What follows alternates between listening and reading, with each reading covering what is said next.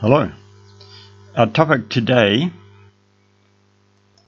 in chess teaching life lessons is multitasking. How can chess teach us multitasking?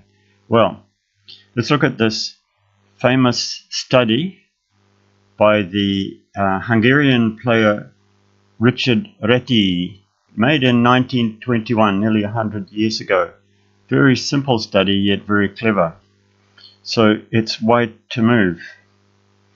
And at first look, white's position looks quite hopeless. If, for example, he decides to go after black's pawn, the pawn simply runs away from him. He can never catch it, and it's going to queen, and he's going to lose. So go back to the start position.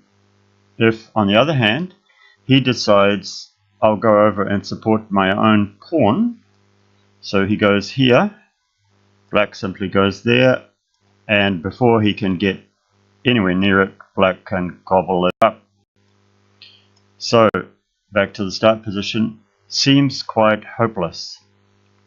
However, there is a solution which also seems quite simple when you see it.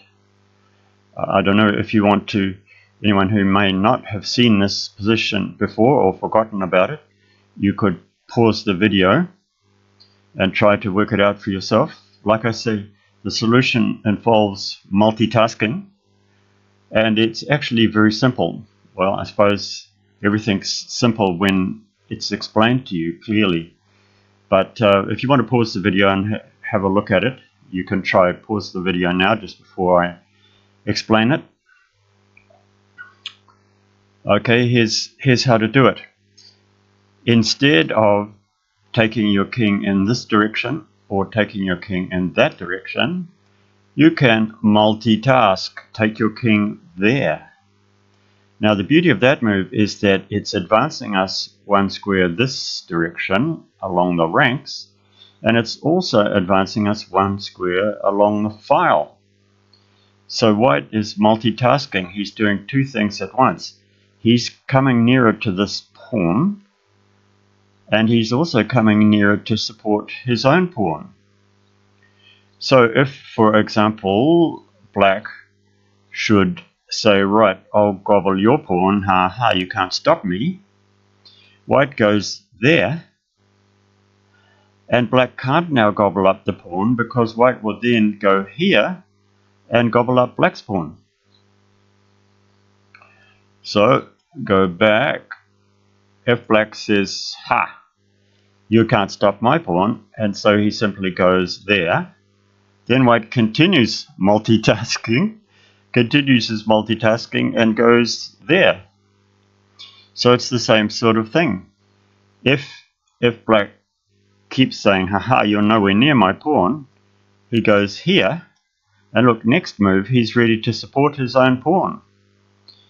So if black thinks, okay, I'll push my pawn, then white comes in, and he's going to support his pawn, and it's going to be a draw. Black's not going to be able to stop it.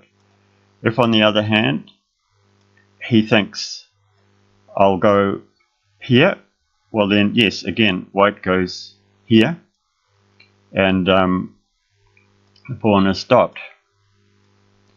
White's pawn can advance, and he's going to queen at the same time as black.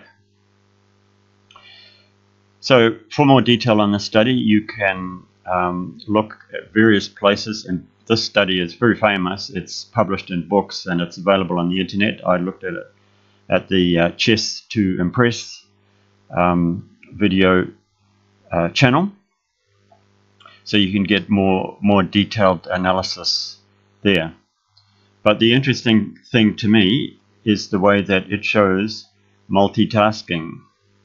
The white king goes there, which is multitasking. It's advancing along this direction, and it's also advancing along this direction at the same time. And it turns out that multitasking is something that the that the white king can do quite well. And it also shows how a hopeless looking position may not necessarily be quite so hopeless if you just sit down and think about it. And personally, I find this is quite true, that sometimes it seems like there's no way out of a difficulty that you have. But if you think about it, maybe after a good night's sleep, maybe after a walk around the block, you think about it a bit more and suddenly you realize that maybe you like to pray about it. And suddenly it comes to you that there is a way out. And often when you see it, you think, that's so simple. Why didn't I think of it before? Simply move your king there, and hey presto, you've got both things covered. So there we are, chess teaching us another life lesson.